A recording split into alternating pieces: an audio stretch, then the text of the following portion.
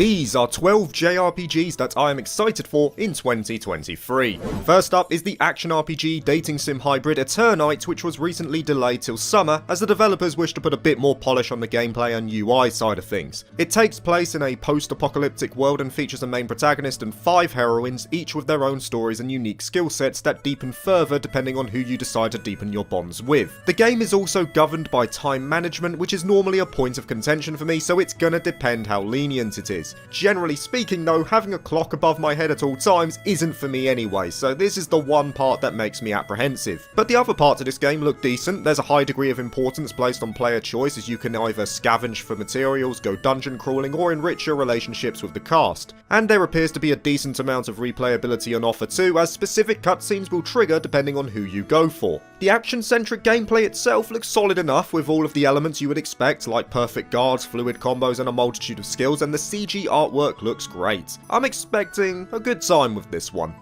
Next up is the remake for Atelier Marie, the Alchemist of Solberg. Celebrating the 25th anniversary of the series, this will be a full-on reimagining of the original 1997 release, which follows a hapless student named Marie as she struggles to graduate in the world of alchemy over a 5-year period. As a result of this 5-year time limit, the game itself is also fairly short, clocking in at around 10 hours on average, which is good news for me considering I need the odd high-quality palette cleanser. Saying that, I most likely will remove that time limit with the newly added unlimited mode, which will allow you to play at your own pace, akin to how the more recent titles have been. This remake will also add additional events for the other members of the cast, allowing you to delve deeper into their stories, and the gameplay mechanics will be modernised in line with today's standards. Exploration will once again be a focal point, and turn-based combat will form the basis of the battle system. I have to say as well that the chibi style for the 3D models works really well. It's a timeless approach reminiscent of the Link's Awakening release on Switch, and I hope they'll continue to do more of these going forward. And the 3D models aren't the only elements that were touched up. The 2D animated sprites used for cutscenes also got a glow up as well. I'm expecting one thing from Atelier Marie, and it's not a deep story or brain-racking combat. That expectation is to simply get lost in some alchemy and be smiling after I've put it down for the evening. Up next is a game that epitomises the power of friendship in Loop 8's Summer of Gods. It follows Nini as he visits the sanctuary of Ashihara for summer, one of the last remaining safe havens for humans following the invasion of the Kergai, who have nearly wiped out humanity. Nini himself has the ability of Demon Sight, which allows him to relive the 8th month over and over, building relationships and altering his course of choices if he so makes one that ends in a bad ending, that most likely being death. Loop 8 is all about the choices. Every move you make will affect the entirety of the cast through the so-called emotion-driven AI system, and will ultimately determine whether characters become enemies or allies for the fights ahead, of which these will take on a turn-based archetype. This whole choosing the right choices at certain junctures kinda gives me Aegis Rim vibes, and that's never a bad thing. Add on to that an animation style that I can really dig and a beautiful setting reminiscent of 1980s rural Japan, and I'm confident this will be right up my alley. A pretty obvious one up next, yet not much to talk about even to this day. Final Fantasy VII Rebirth, the second in a trilogy that reimagines the events of the original Final Fantasy VII, is definitely on my radar for this year, and gives me all the more reason to try and find that elusive PS5, though I fully expect it to come to PC as well in the future. I really liked the first part of the Final Fantasy VII Remake, and supposedly the second game will widen out the field, akin to how the original was all those years ago. Midgar was the boxed-in environment to set off the journey, while everything after that gradually opened up the vast setting that made up Final Fantasy VII. I do hold suspicion as to how much freedom will be given in Rebirth, but at present there's very little we've been told in terms of its development, but either way, the cards are in Rebirth's favour to be a positive experience even now.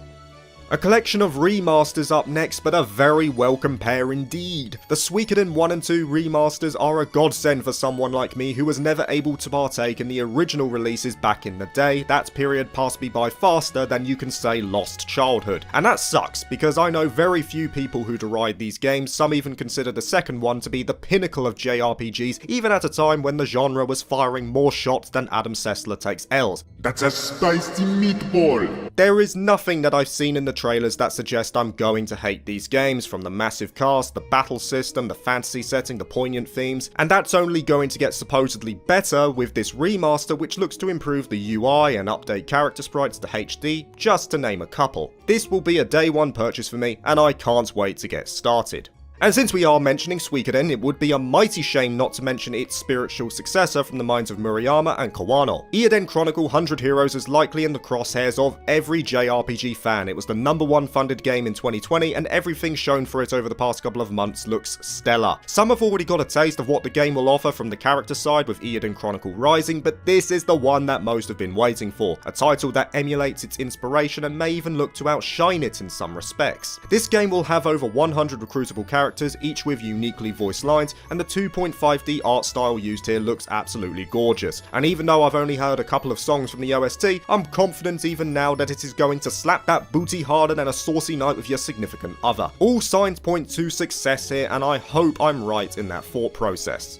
We move now to the underappreciated gem from CyberConnect 2 in a much anticipated sequel, Fuga Melodies of Steel 2. Now, even though the first game didn't come close to covering its development costs, it looks like the developers are taking no chances this time around, getting it onto any platform they can and advertising the heck out of it. It also helps that it has a solid track record in the JRPG sphere already, following the critically acclaimed original. Now, I'm not a person who has played that first game, but I have a bunch of mates who are very similar to me in terms of their taste, telling me that it is a fantastic game in so many respects, and this sequel is only going to make it better. The turn-based battle system is going to be ramped up for even more degrees of strategy, tactical skills, add a further dimension to combat, the formation of the children will be integral to success, and the introduction of leadership skills ties in well with the additional events known as judgment chances, which will either increase empathy or resolution gauges. It sounds like CyberConnect 2 are keeping everything that was great about the original and simply building upon it, which is a very good sign, and I hope it does better commercially, as it's clear that the game is a labour of love.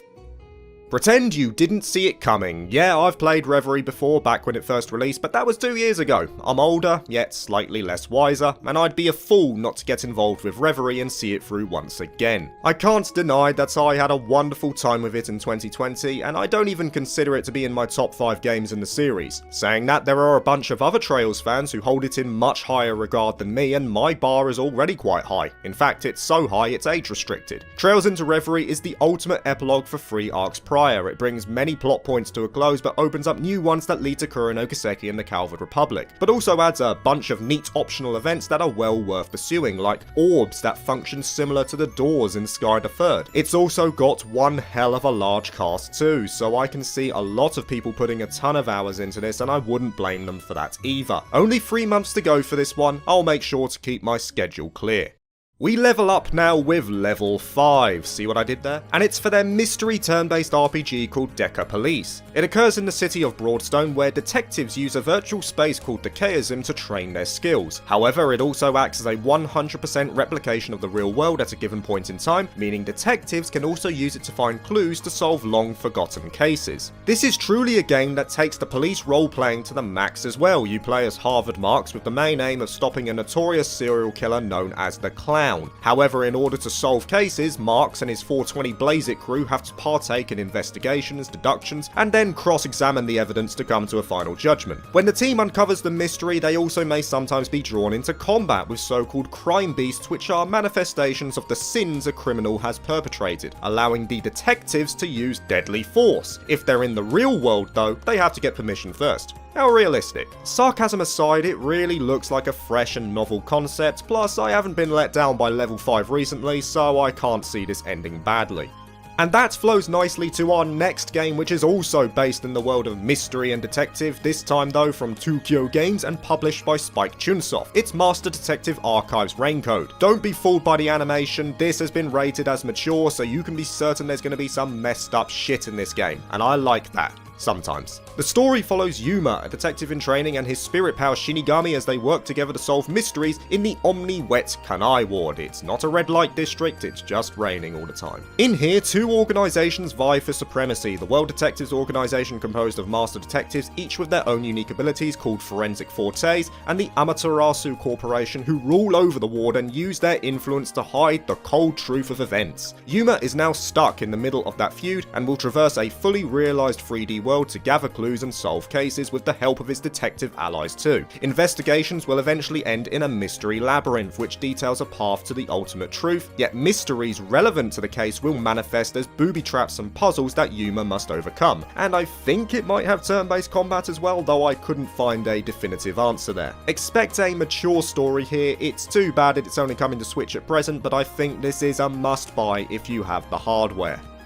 Moving on to yet another title that I'm sure will have a mature story, it is the recently announced Crymachina from Furyu. Not to be confused with Crystar, and I don't think it's even a sequel, more a spiritual successor maybe? Either way, it's pretty impressive, the jump in graphics at the very least. This game looks quite nice aesthetically speaking. The combat looks decent as well. It's an action RPG once again, but it looks fluid and you've got a choice of 3 characters to use as well, so I don't think this will get boring anytime soon either. The story is based around these 3 mechanical girls who look to learn the meaning of being human in a post-apocalyptic world, taking refuge in the Imitation Garden in between battles where they can upgrade their gear and indeed deepen relationships with the other members. The story itself sounds like it will be touching on some notable themes, and I can only hope that it executes that premise as well, a potential under-the-radar hit here.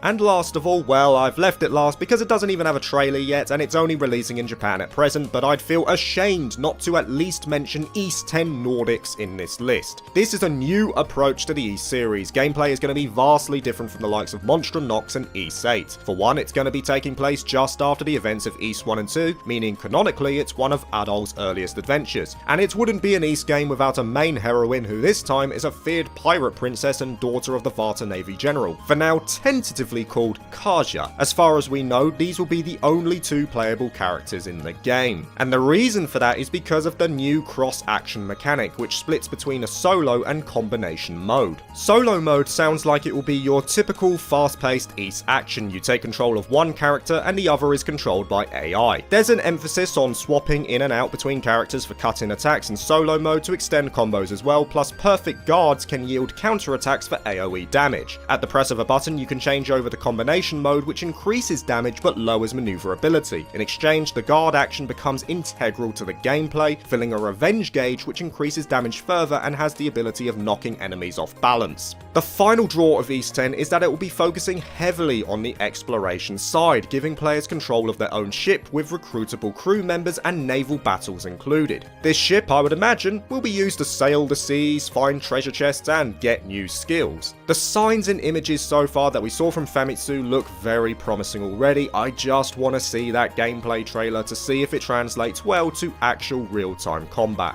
Thank you for watching this video. If you liked it, please like and subscribe for more JRPG content and consider joining my Patreon if you're interested. Peace.